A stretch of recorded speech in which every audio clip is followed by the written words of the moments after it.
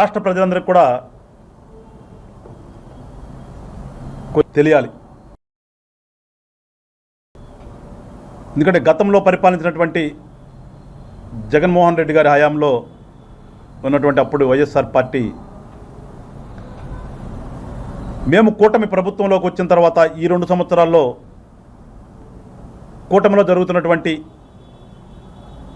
ఒక మంచి పరిపాలన, ప్రజారంజకంగా సాగుతున్నటువంటి ఈ పరిపాలనలో ఏమీ ఎంచి చూపించడానికి దొరకక కిందపడి పైనబడి ఆపసోపాలతో ఏదో ఒకటి చేద్దామనే ఆలోచనతో దుష్ప్రచారాలు చేయాలనే ఒక పిచ్చి ఆలోచనతో వైఎస్ఆర్ పార్టీలో ఉన్నటువంటి నాయకులందరూ కూడా ఇవాళ, ఎందుకంటే వాళ్ళకు ఒక ఛానల్ ఉంది, ఆ ఛానల్ సాక్షిగా, ఆ ఛానల్ పేరు కూడా సాక్షిగా, ఆ సాక్షిలో ఏదో చెప్పాలనే ప్రయత్నం, పాపం దాన్ని ఎంతమంది చూస్తున్నారో తెలియదు కానీ మాకైతే ఆ పేపర్ కానీ వాళ్ళ ఛానల్ కానీ ఏదో ఒకటి అనేస్తే జనం ఏదో ఒకటి ఆలోచిస్తారు కదా అని. కానీ పిచ్చాళ్ళకి అర్థం కావట్లేదు. మీ పరిస్థితి ఏంటంటే వాళ్ళ వాస్తవం మేము తప్పు చేయం, జరగదు కూడా, కానీ ఎక్కడైనా ఒక నిజాన్ని మీరు చెప్పినా కానీ నమ్మేటటువంటి పరిస్థితుల్లో ఇవాళ ఆంధ్ర రాష్ట్ర ప్రజలు లేరు. ఇవాళ అంటే మిమ్మల్ని అంతగా చీకొట్టేశారు. ఏం చేయాలో అర్థం కాక పాపం అల్లాడుతూ ఆయన ఏదో మావిగాన్ అన్నాడు. ఆ మావిగాన్ దెబ్బకి నిన్నటిదాకా మనకి వాళ్ళ ఛానల్స్లో కనిపించేటటువంటి ఆ ముసలి బ్యాచ్ అంతా వెళ్ళిపోయారు. ఇప్పుడు ఏదో కొత్త బ్యాచ్ని తీసుకొచ్చారు. మళ్ళీ ఈ కొత్త బ్యాచ్ కూర్చుని ఏదో ఈ మధ్య కాలంలో చూస్తున్న ప్రెస్ మీట్లో పెడుతున్నారు ఆఫీస్లో. వీళ్ళది ఏ రకంగా ఉందంటే ఏదో సామెత చెప్తారు కదా, ప్రతిభత పరమాన్నం వండితేనంట చల్లారటానికి సాయంత్రం కూడా సాయంత్రానికి కూడా చల్లారలేదంట. ఈ టైప్లో పాపం వీళ్ళు వచ్చిన వాళ్ళు ఏదో తాపత్రయపడుతున్నారు. ఏదో ఒకటి మనం ఏదో వాస్కోడిగామలాగా ఏదో ఒకటి కనిపెట్టేసినట్టుగా ఏదో ఒకటి అనేస్తే, మరీ ముఖ్యంగా పవన్ కళ్యాణ్ గారినో చంద్రబాబు నాయుడునో లేదా లోకేష్ గారినో అనేస్తే మనకేదో జగన్మోహన్ రెడ్డి గారు దండలేస్తాడు అనే పిచ్చి ఆలోచనతో వాళ్ళ డిబేట్లో కూర్చొని ఏదో వాగుతున్నారు. దానిలో భాగమే 2 రోజుల క్రితం ఎవరో ఒక పెద్ద మేధావి వాళ్ళ డిబేట్లో పంచాయతీరాజ్ శాఖలో ఏదో లేట్ అయిపోయినాయి డబ్బులు ఇవ్వటం. అసలు గవర్నమెంట్ ప్రాసెస్లో లేట్ అవ్వచ్చు, లేదని అనుకున్న దానికంటే 4 రోజులకు ఇవ్వచ్చు, కానీ మీకులాగా కొట్టేయలేదు కదా.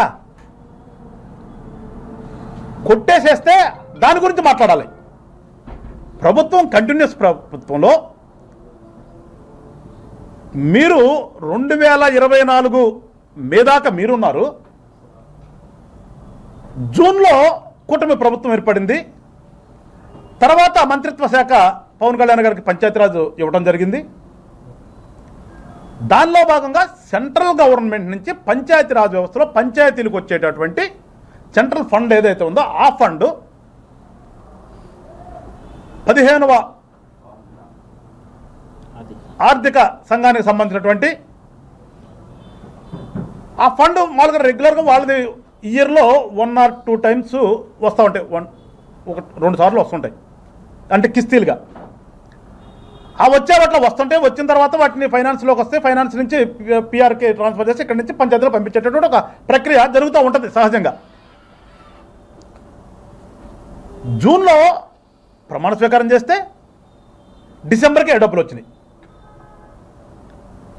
వాటినంట ఏదో కనిపెట్టేశారు పాపం ఈ 2 సంవత్సరాల తర్వాత వచ్చి కూర్చున్నారు. డిలే జరిగిందంట పంచాయతీలకు ఇవ్వటం. దానికని దీనికి ఎవరికో లెక్కలు చెప్పాలంట. ఏం చేశారు మీరు? వాటిని మీరు సొంతానికి వాడుకున్నారా, లేదంటే వేరే శాఖలకు మళ్ళించారా? మళ్ళిస్తే ఎంత కమిషన్లు వచ్చినాయి? ఈ ప్రశ్నలన్నిటికీ సమాధానం చెప్పపోతే మేము ప్రశ్నలు వేస్తూనే ఉంటాం. వాళ్ళ యొక్క నిమ్మనడు జరిగినటువంటి ఆ డిబేట్లో వాళ్ళు రైజ్ చేస్తున్నటువంటి పాయింట్లు. మీరు ఆ ప్రశ్న అడిగేది ఏంటారు బాబు? అసలు మేము మీరు అన్నటువంటి 5 సంవత్సరాల్లో కొన్ని వేల సార్లు మిమ్మల్ని ప్రశ్నించాం. ఏనాడన్నా దేనికన్నా ఒకదానికి సమాధానం చెప్పారు మీరు? మేము ప్రశ్నిస్తే సమాధానం చెప్పడానికి కూడా ప్రయత్నం చేశారా మీరు? అసలు మీరు వచ్చి వాళ్ళు మీరు ప్రశ్నించటం, మేము సమాధానం చెప్పటం. మేము సమాధానం చెప్పలేనమ్మా. అసలు నువ్వు వేసే క్వశ్చనే నీకు అర్థం కాదు. ఫస్ట్ క్వశ్చన్ లేదని అమ్మికుంటుంటే నిజంగా దానికి సమాధానం చెప్పవలసిన క్వశ్చన్ అయితే ఖచ్చితంగా, కానీ అసలు మీరు వేసేదానికే మీకే తెలియదు ఏంటి అనేది. కానీ ఇక్కడ కూటమిలో ఉన్నటువంటి పార్టీల్లో మరీ ముఖ్యంగా జనసేన పార్టీ నుంచి నువ్వు ఒకటి అడిగితే సమాధానం కాదు, అసలు నీకు పుట్టుపూర్వోత్తరాలు మొత్తం కూడా చెప్పగలిగినటువంటి ధైర్యం ఉందా, సాహసం ఉందా మాకు?